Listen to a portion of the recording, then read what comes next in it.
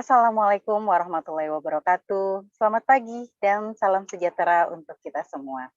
Puji serta syukur, marilah kita panjatkan kehadirat Allah Subhanahu wa Ta'ala, karena atas berkat rahmat-Nya kita bisa berkumpul dalam layar virtual dengan keadaan sehat walafiat dan untuk mengikuti webinar manajemen keperawatan dan juga keperawatan jiwa Stikes Pertamedika dengan tema optimalisasi pelayanan keperawatan pada tahun kedua pandemi COVID-19. Luar biasa sekali pagi-pagi ini, belum masih pagi, masih cerah, tapi kita masih bisa semangat untuk berkumpul. Oke, pada kesempatan kali ini izinkan saya, Kiki Dwi Wijayanti, untuk menyapa terlebih dahulu para pembicara kita. Yang pertama adalah Ibu Nurse Neng Esti Winahayu, MKep SP Keperawatan Jiwa. Yang kedua, Ibu Yori Yolanda, Eskep Nurse MKep. Yang ketiga, Ibu Nurse Mariati, Esos Eskep Mars. Dan juga pembicara kita yang keempat, yaitu Profesor Dr. Roro Tutik Sri Haryati, Eskep Mars. Terima kasih atas waktunya untuk kehadiran keempat pembicara kita yang pastinya pakar dan bidangnya. Selanjutnya, izinkan saya untuk menyapa Ketua Pembina Yayasan Pendidikan Pertamedika, Ibu Dr. Fatema Jan Rahmat, SPB BTKV Konsulen MPH, yang telah hadir di tengah-tengah kita. Terima kasih atas waktunya, Ibu. Dan yang kedua, saya ingin menyapa Ketua Pengurus Yayasan Pendidikan Pertamedika, Bapak Dr. Asep Saifuddin, SHMM, CHRP, CHRA, yang juga telah hadir di tengah-tengah kita. Terima kasih atas waktunya, Bapak. Dan juga yang terhormat Ketua Stikes Pertamedika, Ibu Nurse Mariati, Esos Eskep Mars, beserta seluruh sivitas akademika Stikes Pertamedika. Dan tentunya kepada para peserta webinar yang telah bergabung bersama kita. Sebagai informasi, webinar ini dilaksanakan secara live streaming di Zoom dan juga YouTube. Maka izinkan saya untuk menyapa dan mengucapkan terima kasih yang sebesar-besarnya kepada para peserta yang telah bergabung. Sebelum acara dimulai, kami selaku panitia akan menyampaikan tata tertib webinar. Tata tertib yang pertama ialah peserta dipersilakan melakukan rename dengan format nama lengkap _ nama institusi. Dan yang tata tertib yang kedua ialah setelah pembicara selesai menyampaikan materi, kita akan buka sesi diskusi. Para peserta webinar yang terhormat, sebagai pembuka acara, marilah kita bersama-sama mendengarkan, meresapi, dan juga menyanyikan dalam hati lagu Indonesia Raya yang akan dilanjutkan dengan lagu Mars PPNI. Kepada para peserta webinar, dipersilakan untuk melakukan sikap sempurna.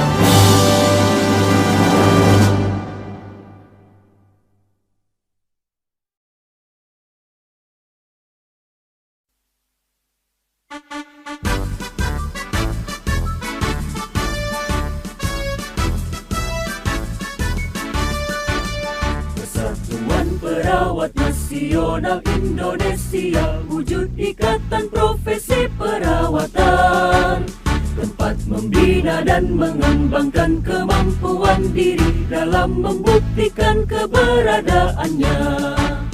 Menapaklah dengan keyakinan lebih pasti, sejajar dalam abdikan diri, bangkit berdiri dan langkahkan kakimu itu, menatap hari esok penuh asa. Wahai perawat Indonesia, bangkitlah dan majulah untuk menolong sekalian yang menderita. Kuatkanlah pribadimu, tingkatkan pengetahuan untuk memberikan asuhan keperawatan. Kita melangkah untuk mengisi pembangunan bangsa negara Indonesia, untuk menghantarkan bangsa menuju sehat semua dengan semangat jiwa Pancasila. Maju perawat, majulah dalam kancah pembangunan, tunjukkanlah pada sekalian orang. Jadilah perawat model kesehatan bangsa kita, jadilah teladan dalam hidup sehat. Bangkitlah perawat seluruh Indonesia dalam mengemban citra profesi, menjunjung tinggi kode etik keperawatan, laksanakan panggilan tugas mulia, tercapai derajat kesehatan seoptimal mungkin bagi warga negara Indonesia. Sebagai bukti kiprahnya mahkota putih suci dalam mendukung pembangunan kesehatan. Dengan organisasi PPNI yang kokoh, padu bersatu serta selaras, perawat Indonesia akan mampu angkat citranya di mata insan dunia.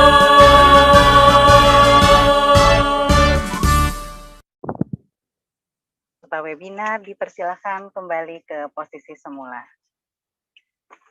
Acara berikutnya kami mohon kesediaan Ibu Ketua Stikes Pertamedika untuk dapat memberikan sambutannya. Kepada yang terhormat Ibu Nars Mariati, Esos Eskopmars, kami persilakan. Terima kasih Mbak Kiki. Gimana suaranya, sudah terdengar Bu Kiki? Sudah, Bu. Baik, terima kasih. Kepada yang terhormat Ibu Dr. Fatemah Janrahmat, SPB TKV Konsultan MPH, selaku Direktur Utama Pertamedika IHC, sekaligus Ketua Pembina Yayasan Pendidikan Pertamedika, dan juga sebagai keynote speaker pada acara webinar hari ini. Kepada yang saya hormati Bapak Dr. Asep Saifuddin, SHMM CHRP CHRA, selaku Ketua Pengurus Yayasan Pendidikan Pertamedika, beserta seluruh jajaran pengurus Yayasan Pendidikan Pertamedika. Dan kepada yang saya hormati para narasumber, Ibu Profesor Dr. Raden Roro Tutik Sri Haryati SKP Mars, Ibu Nurse Neng Esti Winahayu MKep, spesialis keperawatan jiwa, Ibu Yori Yolanda SKep Nurse Magister Keperawatan, dan seluruh manajemen Stikes dan panitia webinar, serta para peserta webinar yang saya cintai. Assalamualaikum warahmatullahi wabarakatuh. Salam sejahtera bagi kita semua. Puji dan syukur senantiasa kita panjatkan kehadirat Allah Subhanahu wa Ta'ala yang telah melimpahkan rahmat dan berkahnya kepada kita semua, sehingga hari ini kita dapat dipertemukan untuk mengikuti webinar dengan tema Optimalisasi Pelayanan Keperawatan di tahun kedua pandemi COVID-19 yang diselenggarakan oleh Stikes Pertamedika. Pada kesempatan ini kami juga mengucapkan selamat datang kepada para peserta webinar yang pada hari berbahagia ini kita dapat berbagi informasi tentang berbagai strategi untuk meningkatkan kemampuan pengetahuan dan pengalaman dalam menghadapi tantangan pandemi COVID-19. Melalui kegiatan ini diharapkan dapat menciptakan inovasi serta memenuhi tuntutan pengembangan ilmu pengetahuan, teknologi, dan sosial budaya, khususnya di bidang keperawatan. Seperti kita ketahui, pandemi COVID-19 sudah memasuki tahun kedua di Indonesia sejak bulan Maret 2020. sejumlah langkah strategis sudah dilakukan oleh pemerintah untuk mengatasi COVID-19. Salah satunya yaitu dengan mengatur strategi dalam pelayanan rumah sakit, di mana rumah sakit merupakan institusi pelayanan kesehatan untuk rawat inap, rawat jalan, kegawat daruratan, dan kritis. Sedangkan pelayanan keperawatan merupakan bagian integral dari pelayanan kesehatan berdasarkan pada ilmu dan kiat yang pelayanan diberikan kepada individu, keluarga, kelompok, dan masyarakat, baik itu individu sehat maupun sakit. Jumlah pasien yang tidak pasti tentu mempengaruhi manajemen operasional rumah sakit agar tetap bertahan dan tetap memberikan pelayanan paripurna. Dan di masa pandemi ini, tugas tenaga keperawatan sebagai salah satu tenaga kesehatan yang ada di garda terdepan dalam menghadapi masalah pandemi COVID selama 24 jam dituntut untuk dapat menghadapi berbagai resiko dengan harapan masyarakat dapat terlayani dengan baik dan dapat menyelamatkan banyak nyawa. Para peserta yang saya muliakan, seminar nasional ini dapat terselenggara berkat bantuan dari berbagai pihak. Untuk itu, pada kesempatan ini, izinkan kami mengucapkan terima kasih kepada Ibu Direktur Utama Pertamedika IHC, Ibu Dr. Fatemah Janrahmat, SPB SPBTKV Konsultan MPH beserta jajarannya, Ketua Pengurus Yayasan Pendidikan Pertamedika, Bapak Dr. Asep Saifuddin SHMM CHRP CHRA beserta jajarannya, kepada narasumber Profesor Dr. Raden Roro Tutik Sri Haryati SKP Mars, Ibu Nurse Neng Esti Winahayu FKP Spesialis Keperawatan Jiwa, Ibu Yori Yolanda SKP Nurse MKep, dan kepada seluruh panitia webinar pada hari ini.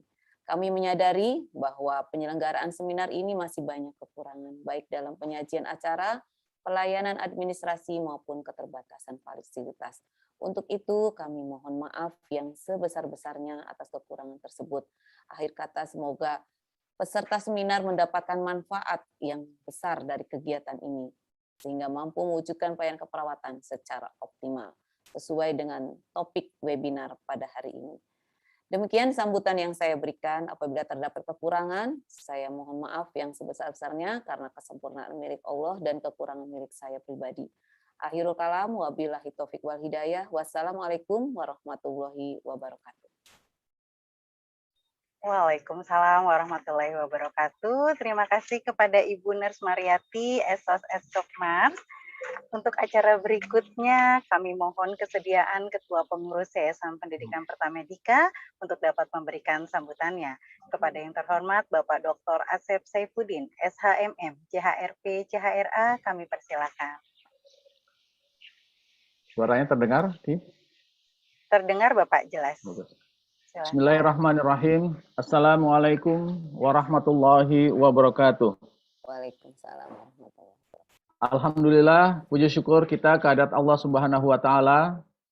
Pada hari ini, kita semua dapat berkumpul untuk dapat mengikuti webinar pada hari ini. Pada kesempatan ini, perkenankanlah kami menyapa yang terhormat Dr. Fatemah Janrahmat, SPB, SPBTKV, Konsulen MPH, selaku Direktur Utama PT Pertamina Bina Medica IHC, dan juga yang dalam kesempatan ini akan menjadi keynote speaker. Terima kasih Ibu atas kesediaannya. Yang kami hormati juga seluruh jajaran pengurus Yayasan Pendidikan Pertamedika. Yang kami hormati para narasumber, Profesor Dr. Roro Tutik Sri Haryati, SKP Mars. Yang kami hormati Ibu Nurse Neng Esti Winahayu, MKep SP Keperawatan Jiwa. Yang kami hormati juga Ibu Yori Yolanda, SKep Nurse Master Keperawatan. Dalam kesempatan ini kami juga ingin menyapa jajaran manajemen Stikes Pertamedika, Ibu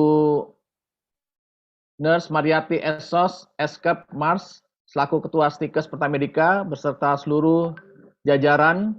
Dalam kesempatan kali ini semuanya hadir, ada Pak Ahirman, Bu Leni, dan juga Ibu Tini. Tentu saja kepada seluruh peserta webinar yang saya banggakan. Semoga kita semua dalam kondisi sehat walafiat. Amin ya rabbal alamin. Pada kesempatan ini tentunya kami selaku ketua pengurus menyambut gembira dan mendukung semua aktivitas kegiatan-kegiatan dalam rangka proses belajar mengajar dan juga melakukan proses-proses dalam rangka mendukung Tridharma Perguruan Tinggi di dalam Stikes Pertamedika. Oleh karena itu, kegiatan-kegiatan ini patut kita dukung untuk memberikan kemanfaatan bagi kita bersama dan juga masyarakat.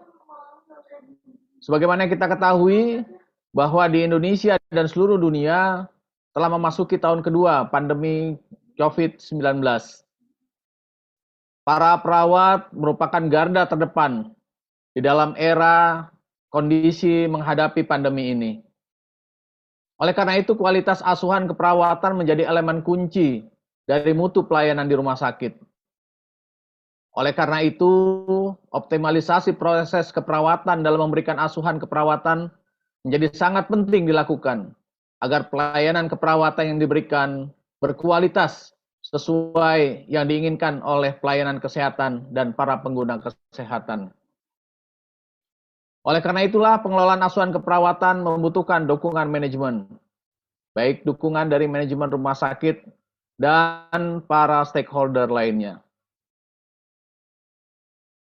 Bapak Ibu yang kami hormati, 2 tahun perjalanan pandemi COVID-19 ini tentu saja memberikan dampak yang sangat signifikan. Dalam sebuah perjalanan ke sebuah kota, saya mendapatkan informasi bahwasannya di samping pasien yang terpapar oleh COVID-19, di provinsi tersebut nomor 2 adalah pasien-pasien kejiwaan. Kalau boleh kami sebut, di daerah tersebut adalah di Provinsi Bali.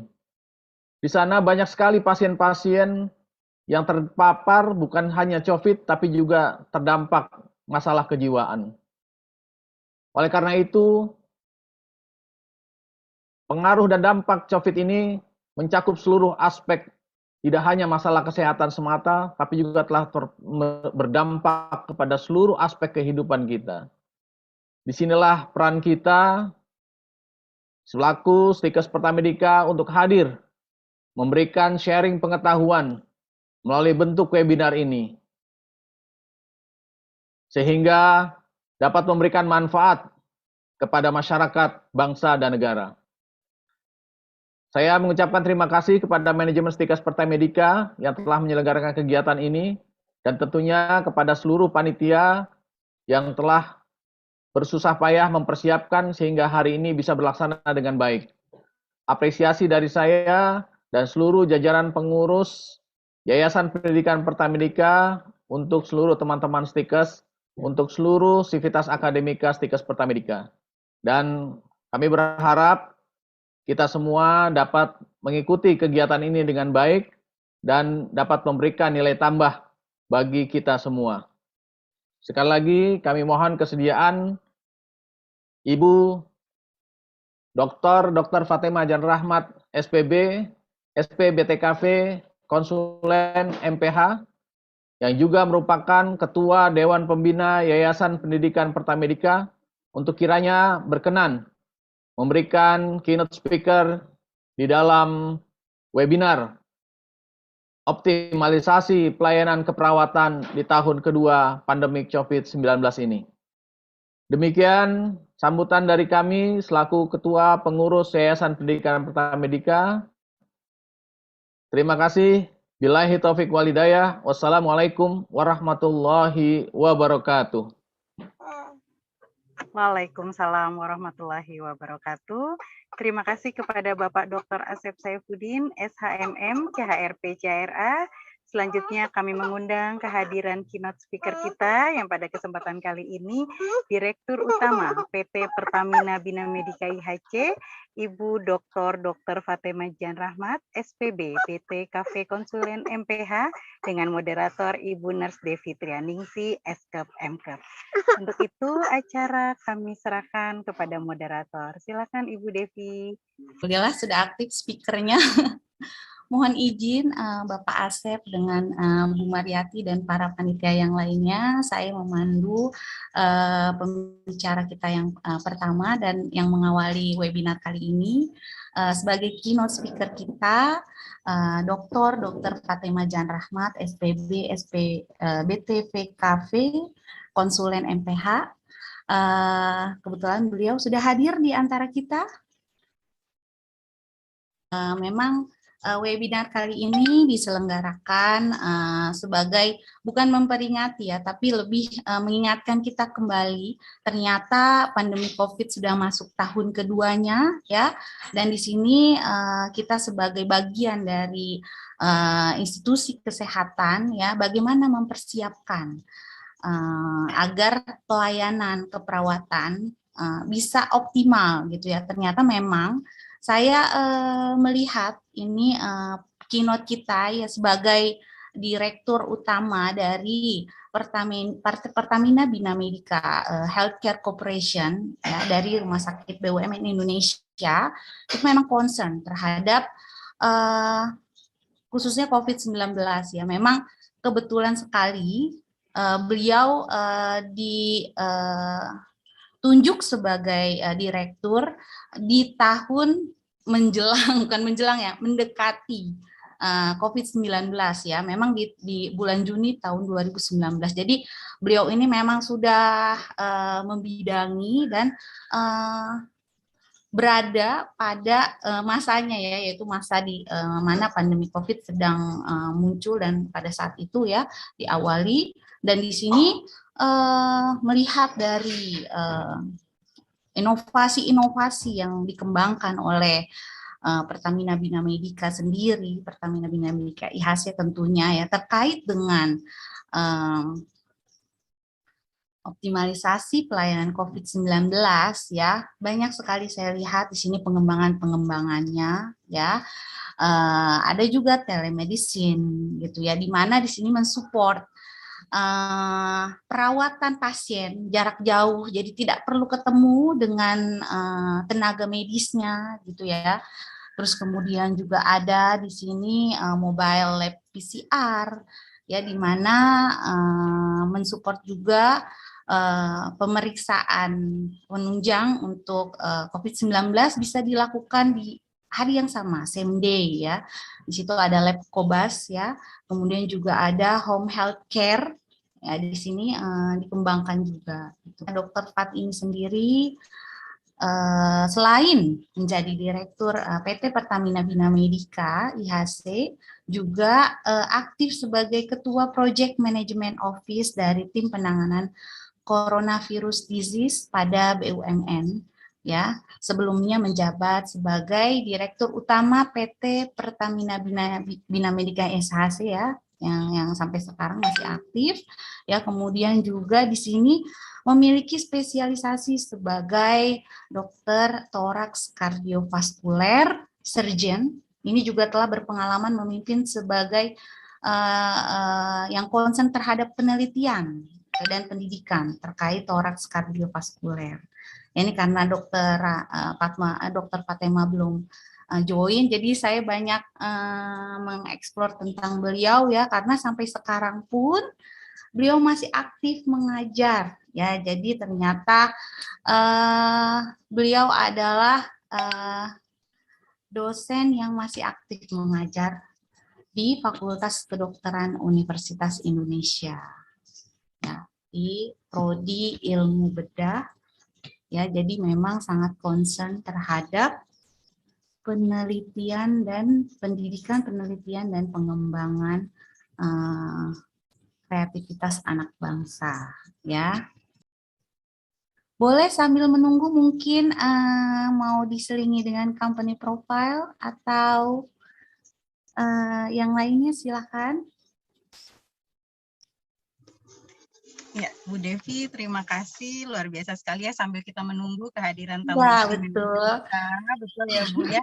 Mungkin kita boleh sedikit menampilkan company profile sekalian para peserta webinar diajak jalan-jalan virtual gitu ya Bu. Iya, menelusuri Stikes Pertamedika. Ya Bu, sambil kita menunggu kehadiran tamu istimewa kita. Mungkin Iya. mohon izin panitia bisa di-share company profile tentang Stikes Pertamedika, silakan.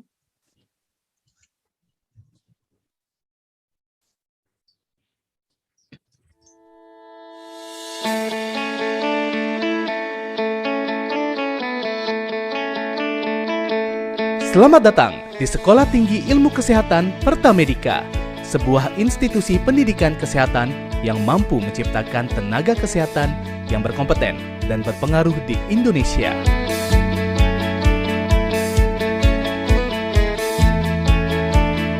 Berlokasi di Jakarta Selatan, saat ini Stikes Pertamedika memiliki beberapa program studi, baik itu reguler dan non-reguler.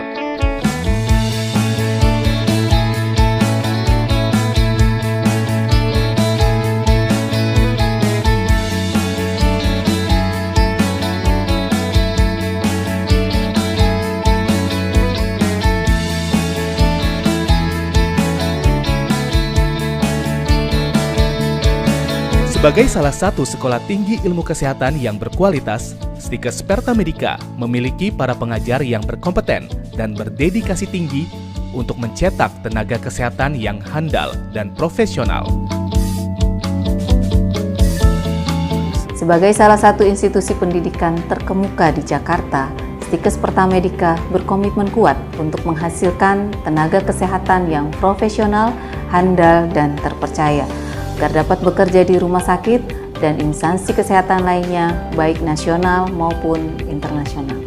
Kami telah meluluskan lebih dari 5.000 mahasiswa yang telah terserap di dalam negeri dan di luar negeri, baik instansi pemerintah maupun swasta.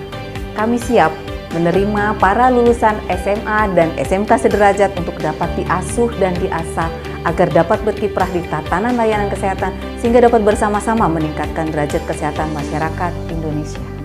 Ayo, sukses bersama Stikes Pertamedika.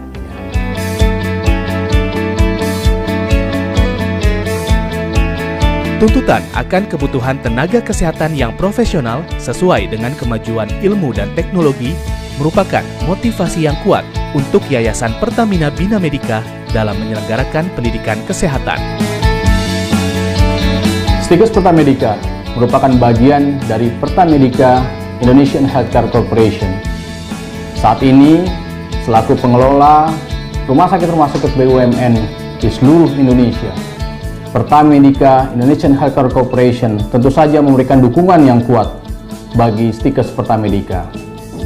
Peningkatan kompetensi dan juga lapangan pekerjaan bagi para lulusan Stikes Pertamedika terbuka luas untuk dapat memasuki rumah sakit BUMN khususnya dan rumah sakit lain pada umumnya di seluruh Indonesia. Jangan ragu untuk masuk ke Stikes Pertamedika.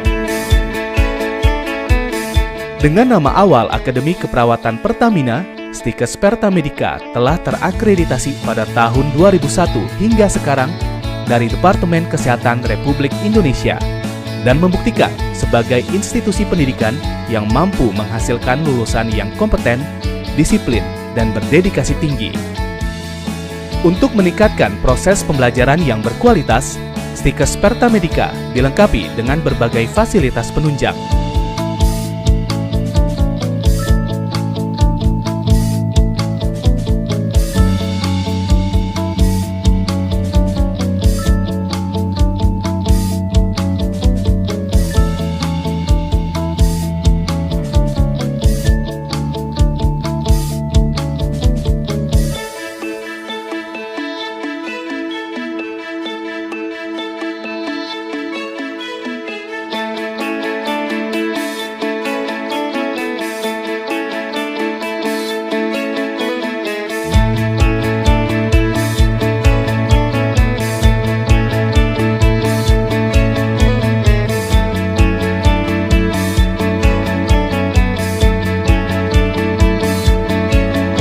Stikes Pertamedika terus membangun jejaring kerjasama dengan berbagai rumah sakit, perusahaan, serta stakeholder lainnya untuk menunjang kualitas pendidikan.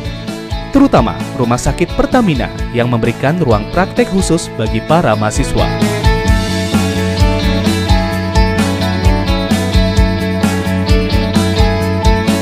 Untuk menyalurkan bakat dan minat mahasiswa, Stikes Pertamedika memiliki beragam unit kegiatan mahasiswa.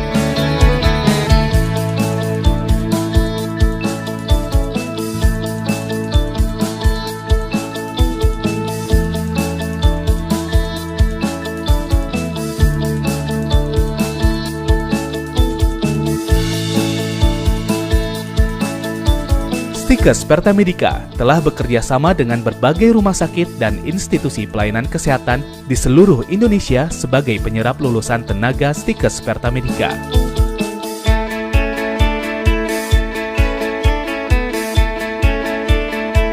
Nama saya Adria Putri, saya alumni Stikes Pertamedika, program studi D3 Keperawatan Angkatan 27. Saat ini saya bekerja sebagai care worker di Hyogo, Jepang. Stikes Pertamedika telah memberikan saya banyak ilmu serta pengalaman yang luar biasa khususnya di bidang kesehatan sehingga membantu saya menggapai cita-cita saya menjadi anggota TNI. Stikes Pertamedika memberikan pengalaman yang luar biasa untuk saya, terutama dalam kurikulumnya yang sangat terupdate di dunia keperawatan sehingga sangat terpakai dalam dunia pekerjaan sebagai perawat sampai saat ini. Dosen-dosen yang luar biasa, teman-teman yang sangat kooperatif, dan tentunya ilmu-ilmu yang bisa saya aplikasikan di tempat saya bekerja. Stikes Pertamedika memiliki lahan praktek yang bermutu, ilmu pengetahuan yang update, dan program unggulan job fair yang memudahkan saya mendapatkan pekerjaan lebih cepat. Saya bangga menjadi alumni Stikes Pertamedika karena Stikes Pertamedika bekerja sama dengan berbagai pihak yang profesional di bidangnya, sehingga memudahkan saya dalam belajar. Selama berkuliah di Stikes Pertamedika, saya memiliki banyak pengalaman yang luar biasa. Bekal pendidikan yang diberikan dapat mengantarkan saya untuk bekerja di rumah sakit pemerintah saat ini. Dengan 4 pilar utama, yakni profesional, antusias, ramah, ikhlas, dan bermutu, Stikes Pertamedika akan terus konsisten dalam menciptakan tenaga kesehatan yang berkualitas untuk meningkatkan pelayanan kesehatan Indonesia.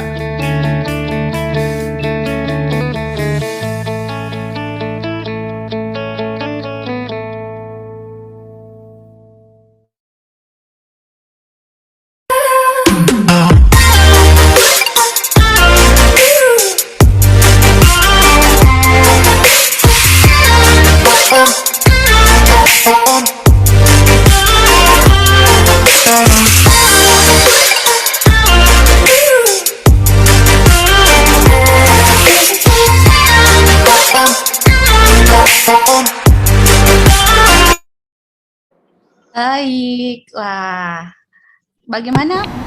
Apakah bisa saya langsung ambil alih ini? Sikat Bu Devi, karena kebetulan telah hadir di tengah-tengah ya Bu, Iya, kita. iya. Iya, kami persilakan kembali acara, kami serahkan kepada Ibu Devi selaku moderator. Baik, terima kasih. Ya, alhamdulillah, saya kembali membuka ya. Mohon izin. Assalamualaikum warahmatullahi wabarakatuh. Selamat pagi, salam semangat bagi kita semuanya. Ya, alhamdulillah keynote speaker pagi ini sudah hadir bersama kita. Sebelumnya saya mau menyapa dulu Dr. Fatemah Janrahmat, SPB, SPBT PKV, konsulen MPH. Selamat pagi, Bu. Selamat pagi. Wah, luar biasa sekali semuanya. Ya, mohon maaf saya belum bisa buka video. Kalau sekarang saya buka video dalam kondisinya seperti ini. Nah, kan ini jadi lagi di luar kota. Oh, baik, Dok. Terima kasih banyak dokter sudah berkenan hadir dalam layar Zoom webinar Stikes Pertamedika. Ya baru kali ini saya bisa bersua dengan Dr. Fatemah. Kebetulan kami dosen-dosen Stikes Pertamedika sangat merindukan Dok untuk bisa berinteraksi dengan dokter. Ya baik. Mohon izin untuk membuka dulu ya dok. Jadi di sini dokter didaulat menjadi keynote speaker webinar optimalisasi pelayanan COVID-19 di tahun kedua ya. Tadi sudah sedikit saya sampaikan profil dokter ya. Jadi memang sampai dengan saat ini dokter aktif menjadi ketua Project Management Office yang dimana memang concern terhadap coronavirus disease di BUMN, Rumah Sakit BUMN. Ya, apa mau langsung saja dok menyampaikan, apa mau ngobrol-ngobrol dulu nih dok? Ya, tentunya ingin menyapa kepada Ketua Yayasan Stikes Pertamedika, ya, Bapak Asep, dan seluruh Dewan Pengawas Yayasan Stikes Pertamedika, dan seluruh para anak-anakku semuanya yang lagi bersekolah dan juga yang mengikuti webinar. Bangga sekali dengan hal-hal yang saya dengar dari Pak Asep tentang kemajuan dari teman-teman semua, anak-anak semua. Ini kalau teman mungkin ya jadi anak nih ya semua. Menurut saya karena iya dok, masih pada milenial atau mungkin Z generation ya. Jadi saya sangat senang dengan perkembangan, tadi lihat videonya, dan selamat atas logo barunya. Logo baru, semangat baru dok. Semangat baru. Jadi sedikit saya mau menyampaikan bahwa PBMIHC sekarang sedang melakukan pembangunan rumah sakit di beberapa kota besar dan juga yang di Bali ya, selain di Medan, di Kalimantan, di Balikpapan, Bandung, dan juga kita sekarang sedang membangun di Makassar. Jadi tadi yang jadi nanti silakan mendaftar lebih awal, sebentar lagi Makassar akan buka, dan Bandung yang mungkin berasal dari Bandung ya, di Bandung kita akan bikin cancer center jantung dan otak. Kalau di Makassar itu otak dan jantung. Kemudian kalau di Bali itu flagship hospital untuk medical tourism. Monggo atau silakan ini Pak Asep nanti bisa bagaimana tadi menyalurkan semua bakat-bakat ini, talent-talent ini untuk bekerja di rumah sakit dengan environment yang baru. Ya, di mana ada teknologi yang tinggi dan sebagainya. Saya mengucapkan selamat atas pencapaian dari Stikes Pertamedika ini di bawah kepemimpinan Pak Asep. Ini soalnya dua-duanya namanya Pak Asep juga, yang satu Dr. Asep ya, ketua Dewan Pengawasnya atau komisarisnya ya, yang memimpin juga Pak Asep. Aduh, ini double Asep, jadi luar biasa. Selamat ya. Saya mulai aja dengan slide saya. Boleh silakan dok.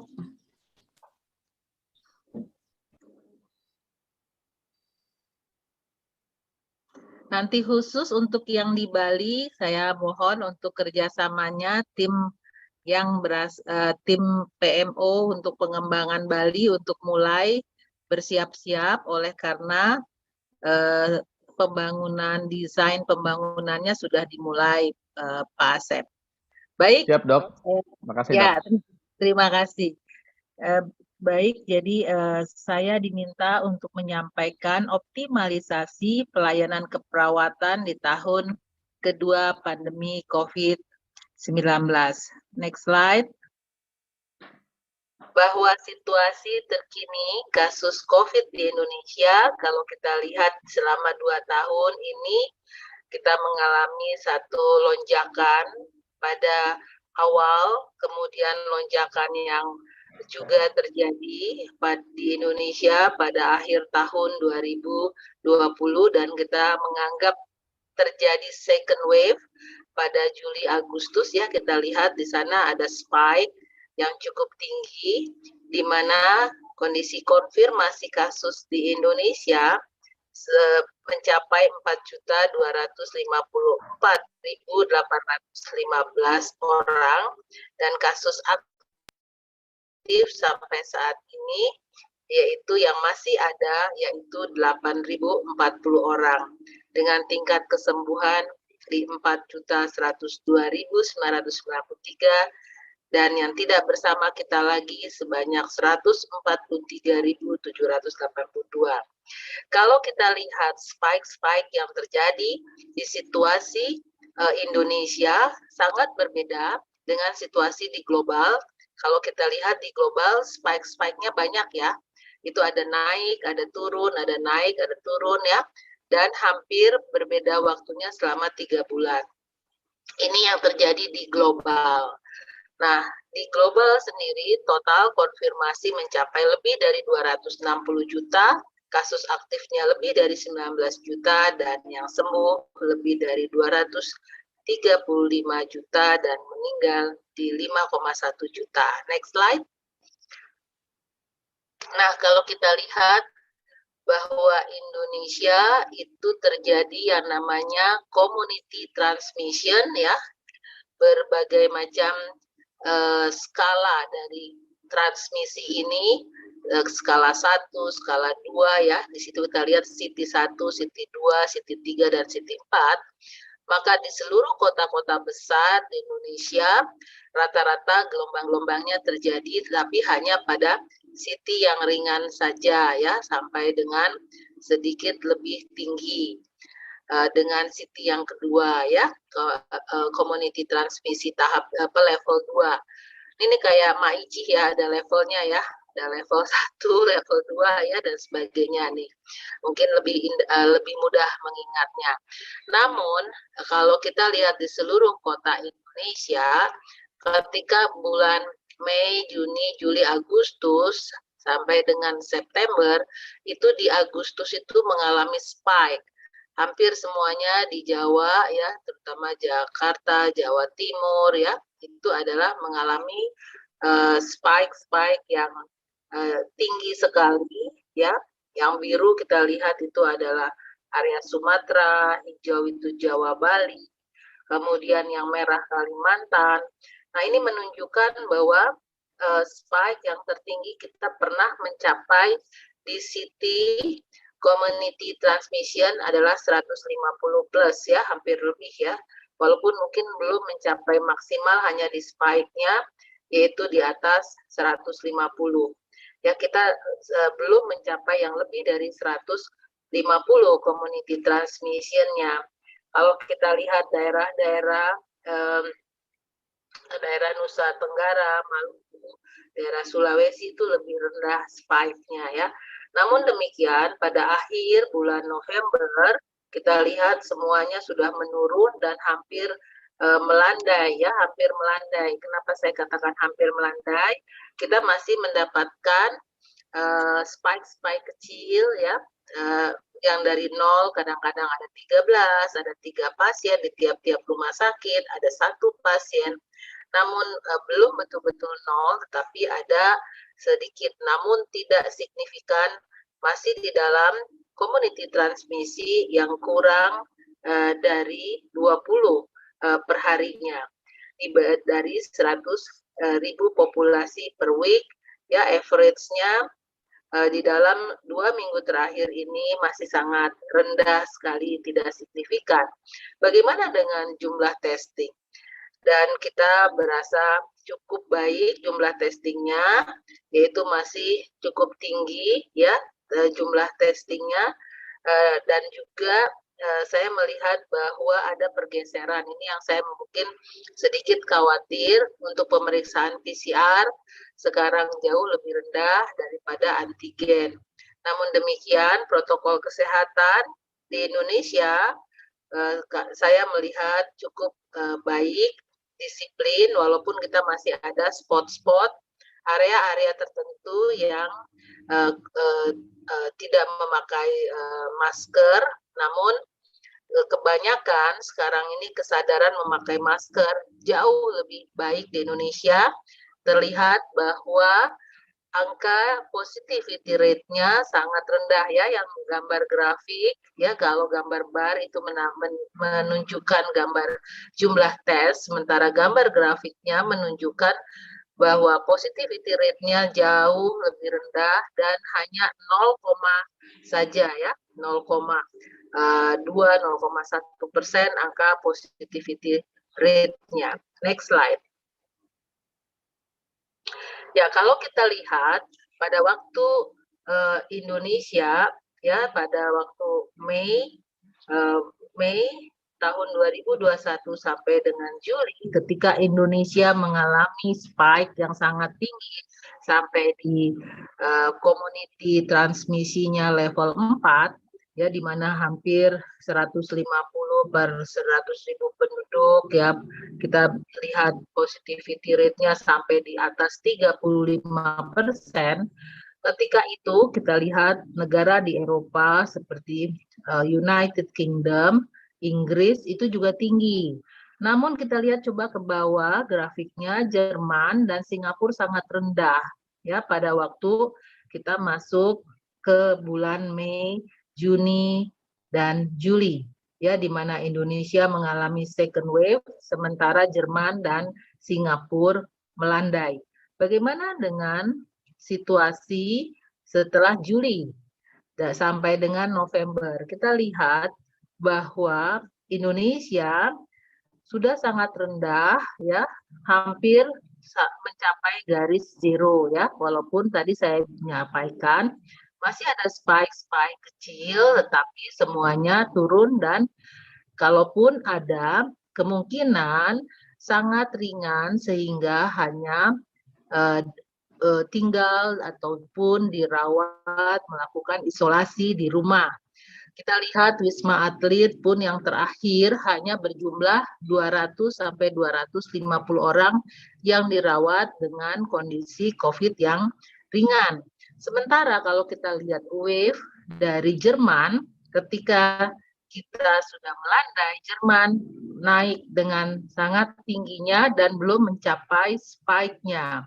Demikian dengan United Kingdom, walaupun dia tidak mencapai satu tingkat yang terus-menerus naik, tapi kelihatannya United Kingdom lebih naik turun ya gelombangnya, yaitu berkisar antara 20.000 sampai dengan 45.000 ya untuk UK maupun Jerman. Ini menunjukkan di mana di Eropa masih terjadi spike kenaikan ataupun transmisi community ya COVID yang berada di negara-negara tersebut.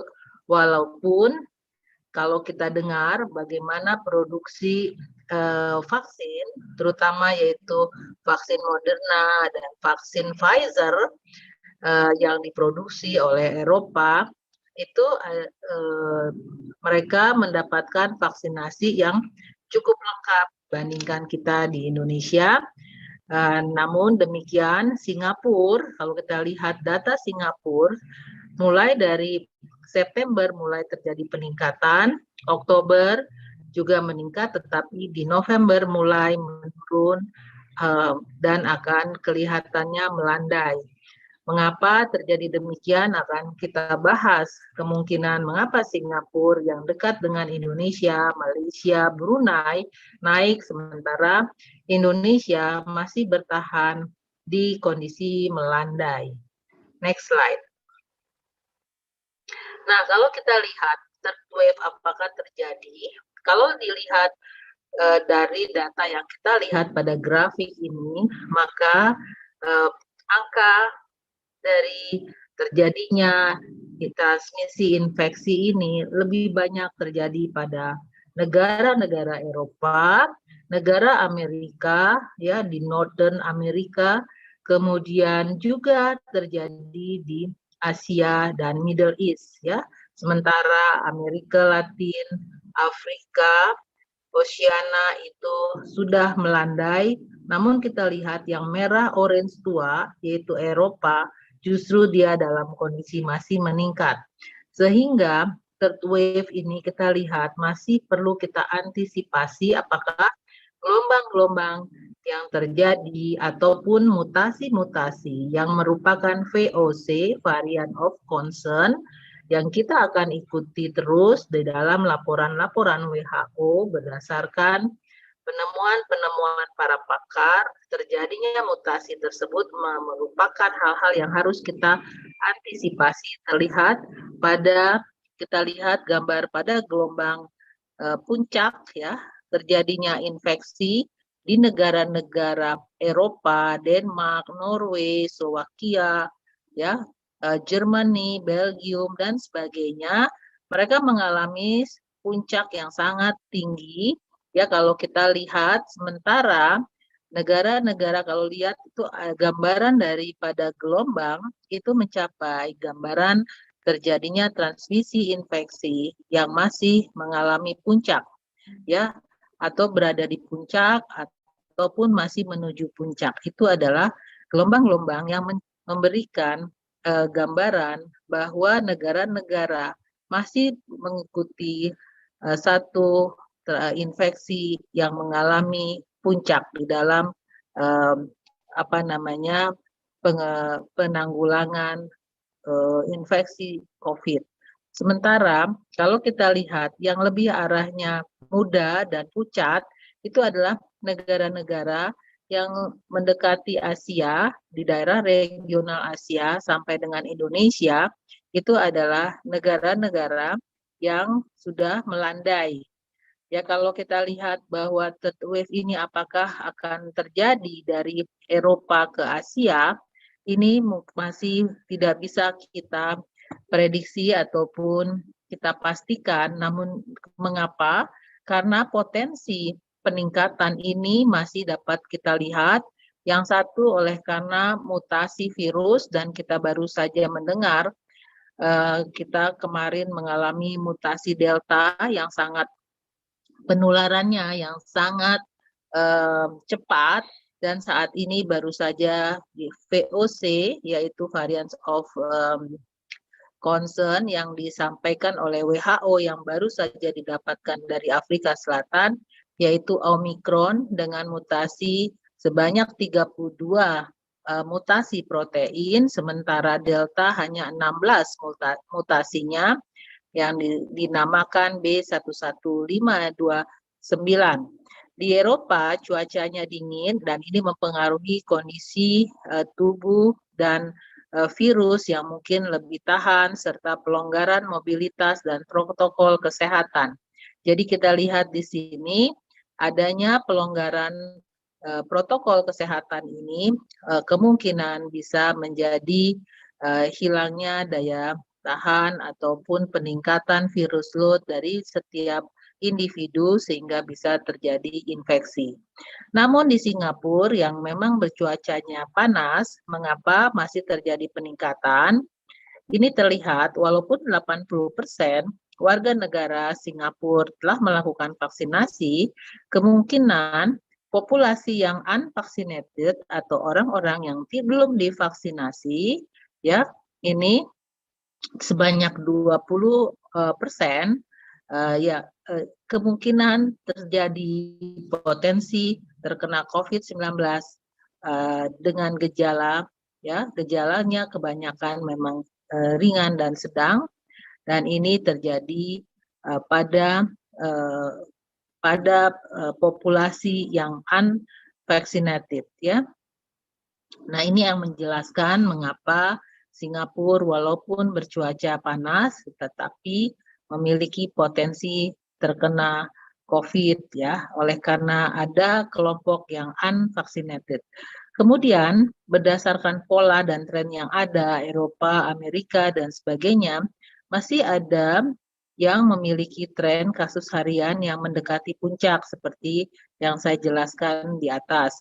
Hal ini menunjukkan penularan masih terjadi, namun Indonesia saat ini masih masuk ke dalam kategori landai dengan positivity rate-nya di bawah 0,5, tetapi kita tetap harus waspada. Ya, kalau ditanya third wave terjadi nggak? Sudah terjadi third wave, tetapi di negara-negara Eropa, ya. Nah, sementara Indonesia kalau kita mau tidak terjadi, maka kita jangan melanggar protokol kesehatan. Jangan memanggil third wave datang ke Indonesia. Next slide. Nah, apa yang harus kita lakukan? We have to be ready at all times ya. Jadi kita tetap bersiap, siaga, antisipasi, terus-menerus kita mengecek data-data kita, collecting data, dan hasil analisa data terhadap positivity rate dan jumlah testing harus terus kita lakukan. Jumlah testing harus mencapai data yang maksimal. Next slide. Sedikit lagi slide saya. Kalau kita lihat kunci kesiapan fasilitas adalah untuk pelayanan kesehatan adalah yang nomor 1, key-nya adalah beberapa aspek yang harus dilakukan oleh kita semua, yaitu kesiapan sarana, prasarana, infrastruktur, swasyankes, kesiapan ruangan isolasi, zonasi, dengan target bed density kita bukan di 1,1 karena yang gelombang kedua kita merasa kekurangan, sehingga bed density kita upayakan mencapai 2 bed per 1000 populasi. Kemudian tetap melakukan 3T secara konsisten, kemudian mempelajari protokol-protokol penerap kesehatan yang juga terus-menerus kita pertahankan implementasinya. Kita harus taat dengan 6M, patuhi pedoman penanganan dan pengobatan COVID-19, siapkan obat-obatan standar COVID, kemudian vaksinasi, inovasi layanan, teman-teman ini, dan bisa mengembangkan mulai sekarang home care, telemedicine, telenursing, dan sebagainya, training SDM secara tepat dan kompeten, distribusi informasi yang tepat kepada masyarakat, dan kolaborasi antar pihak tetap patuh prinsip dari GCG. Bagaimana dengan human capital? Harus siap, karena kita menjadi sangat expert. Kita menjadi sangat ahli dalam tugas-tugas kita mengendalikan penanganan COVID, ya, maka kita harus terus-menerus mempertahankan knowledge, skill, dan juga menerapkan digitalisasi. Bagaimana kita secara visioner dan siap terus-menerus mengadopsi perubahan demand dan juga implementasi digitalisasi. Human capital harus terus mengupgrade kemampuan diri dengan update informasi terbaru melalui berbagai cara, mengikuti perkembangan riset penyakit, obat, vaksin, teknologi medik, dan non-medik terbaru, sehingga hal-hal ini menjadi fondasi kita bekerja dalam ekosistem di mana kecepatan dan ketepatan penanggulangan untuk bisa kita mencegah third wave terjadi atau apabila terjadi. Kalau kita lihat perubahan yang terjadi selama COVID itu menyebabkan akselerasi dari transformasi healthcare yang terjadi. Beberapa isu dalam healthcare adalah perubahan model inovasi dan juga bagaimana kita seluruh Indonesia bisa dilayani dengan baik, terutama adalah daerah-daerah yang kurang fasilitas kesehatannya. Tetapi dengan digitalisasi, personal care, ya, dan juga bagaimana transisi care yang bisa kita lakukan dalam untuk menciptakan personalized medicine ini bisa kita lakukan dan bisa di leveraging menggunakan AI, artificial intelligence, dan berbagai integrasi data, digital interoperabilitas data yang bisa kita lakukan. Selain bagi work and talent harus cepat mengadopsi digital dan melakukan pemberian layanan yang bersifat patient-centric sehingga bisa menciptakan patient experience yang lebih baik lagi. Kemudian kolaborasi antara layanan bersifat digital maupun yang fisikal ini harus bisa kita lakukan oleh karena ekspektasi dari konsumer saat ini menuntut adanya transparansi, menuntut adanya layanan dengan kualitas yang terbaik, menjadi hal-hal yang kita perlu perhatikan. Beberapa inovasi home nursing, telenursing ya dengan scope of service yang bisa memprovide kondisi pada pasien-pasien yang berada di rumah, mulai dari layanan health and geriatric assessment, health coaching for disease prevention, chronic disease monitoring and education for self-management, support and education for medication, self-management and care referral and coordination. Hal ini bisa dimasukkan dalam kurikulum pendidikan yang akan terjadi di masa depan, di mana virtual healthcare, home care, telemedicine, nursing telemedicine akan menjadi futuristik dari pelayanan kesehatan di Indonesia maupun di global. Next slide.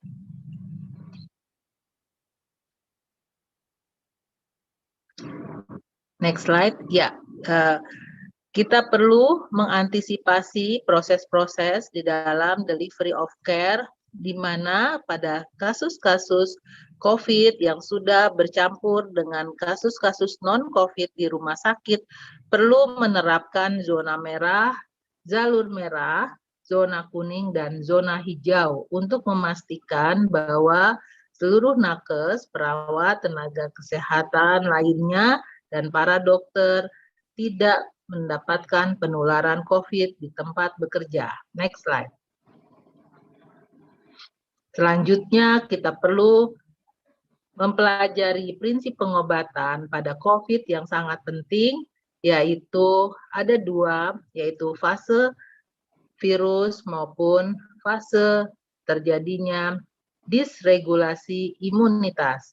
Dengan mempelajari timing dan pemberian rawatan, pemberian obat-obatan, dan memperhatikan masa inkubasi dan masa awal pulmoner, yaitu di mana paru-paru terlibat, sehingga terjadi gangguan oksigenasi menjadi sangat penting, terutama adalah timing related dengan medication. Ya, kita lihat pada fase-fase tersebut ada obat-obatan yang dilakukan, dan terutama apabila masuk hari ke-11 di mana terjadi fase pulmoner awal, obat-obatan menjadi sangat berubah karena kita harus menekan proses disregulasi imunologi yang terjadi dan juga efek samping dari terjadinya kerusakan sel-sel di paru-paru maupun di organ lainnya. Sehingga prinsip pengobatan selain daripada memerhatikan waktu inkubasi dan obat-obat yang dibutuhkan oleh pasien, prinsip pengobatan, circulation, inflammation, koagulopati, dan oxygenation menjadi sangat penting untuk diterapkan dengan tepat. Next slide. Selain itu, adopsi digitalisasi sangat meningkat pada masa COVID, didorong oleh kebutuhan adanya pencegahan penularan. Kita lihat adopsi digital di Indonesia masih 10-15%, sementara di Cina sudah mencapai 40%. Dan kalau kita lihat perubahan dari penggunaan virtual health, terjadi peningkatan selama masa COVID dibandingkan sebelum terjadinya COVID. Dan 74% orang percaya bahwa sudah terjadi peningkatan investment yang sangat besar pada virtual health, dan 88% penggunaan teknologi ini akan dikonsumsi untuk menciptakan personalized treatment, dan 86% bahwa integrated data ini EHR itu akan sangat dibutuhkan oleh nakes, para perawat, dan dokter, clinician dalam membuat sebuah patient decision making ya. Next slide. Nah, kita lihat juga bahwa kunjungan visit pada outpatient klinik sudah mulai meningkat dibandingkan beberapa bulan yang lalu. Ya, sudah kita lihat bahwa di klinik-klinik sudah berdatangan kembali pasien-pasien non-COVID win-back program sangat dibutuhkan untuk menciptakan protokol kesehatan yang baik dan juga menciptakan layanan outcome yang baik di masa transisi dan masa new normal ini. Next slide. Ini adalah slide saya yang terakhir, bahwa lesson learn kita selama pre-COVID, kemudian terjadi COVID, harus kita perhatikan dan bisa kita implementasikan pada masa saat ini. Saya belum bisa bilang post-COVID, namun kita bisa mengatakan ini dalam kondisi new normal, sehingga ini akan membuka kesempatan-kesempatan yang penting untuk kita ambil lesson learn-nya selama COVID dan pre-COVID untuk meng-create new normal, untuk menciptakan insight yang lebih baik dan menciptakan sistem layanan yang lebih baik untuk seluruh populasi. Dan sistem ini harus sistem yang kuat, yang berkoordinasi dengan baik, dan kolaborasi yang bisa menciptakan keyakinan dan juga sustainability di dalam pelayanan kita di masa depan. Dan saatnya kita berubah sekarang dan tidak ada alasan lagi bagi kita untuk kembali kepada cara-cara kerja sistem yang lama. Kita harus bisa berinovasi untuk menciptakan sistem yang baru. Next slide. Terima kasih atas perhatiannya, tetap patuhi 6M, dan sedikit kalimat dari Edward de Bono, thinking is the ultimate human resource, yet we can never be satisfied with our most important skill. No matter how good we become, we should always want to be better. Terima kasih semuanya atas perhatiannya. Assalamualaikum warahmatullahi wabarakatuh. Waalaikumsalam warahmatullahi wabarakatuh. Luar biasa sekali Dr. Fat. Dari tadi ya saya lihat slide pertama memaparkan tentang kondisi terkini ya. Sebenarnya kita juga dengan kondisi di Indonesia yang angka positivity rate-nya sudah di bawah 0,5, berarti bisa dibilang cukup rendah, tapi kita tidak boleh lengah begitu ya Dok ya. Ya. Saya mohon maaf apabila ada pertanyaan, mungkin hanya bisa 1 atau 2 pertanyaan. Oh gitu ya, langsung ya 1 atau 2. Saya ingin mohon pamit Pak Asep, teman-teman semua, anak-anakku, ya semoga selalu sukses terus ya. Silakan kalau misalkan ada atau bagaimana. Baik Dok, mohon izin untuk dibuka 1 pertanyaan dulu ya Dok ya, dari peserta ya Dok ya. Oke, silakan. Ya, bagi peserta yang ingin bertanya kepada keynote speaker kita kali ini, karena jarang-jarang Dok keynote speaker ada pertanyaan. Soalnya jarang ketemu ya. Namun demikian, saya khawatirnya memang tidak siap untuk pertanyaan, namun boleh nanti dikumpulkan apabila ada pertanyaan. Namun demikian, saya ucapkan terima kasih ya. Iya, terima kasih banyak Dok. Nanti bisa kita lanjutkan di forum diskusi selanjutnya ya Dok ya. Baik, terima kasih. Ya, terima kasih Pak Asep. Terima kasih moderator ya. Terima kasih banyak Dok. Ya, saya izin live ya. Yap, Dok. Izin live ya, baik Dok. Terima kasih banyak Dok atas kesempatan yang diberikan dalam webinar kali ini. Ya. Waalaikumsalam. Waalaikumsalam. Terima kasih Dok. Terima kasih. Terima kasih banyak Dok. Ya, cukup dari keynote speaker kita kali ini. Bisa saya kembalikan lagi ke MC? Baik, terima kasih ya. Ibu moderator kita, Ibu Nurse Devi Trianingsi, Eskep Mkep, dan juga terima kasih kepada Ibu Dr. Fatemah Janrahmat, SPBT Cafe Konsulen MPH yang sudah meninggalkan ruang Zoom.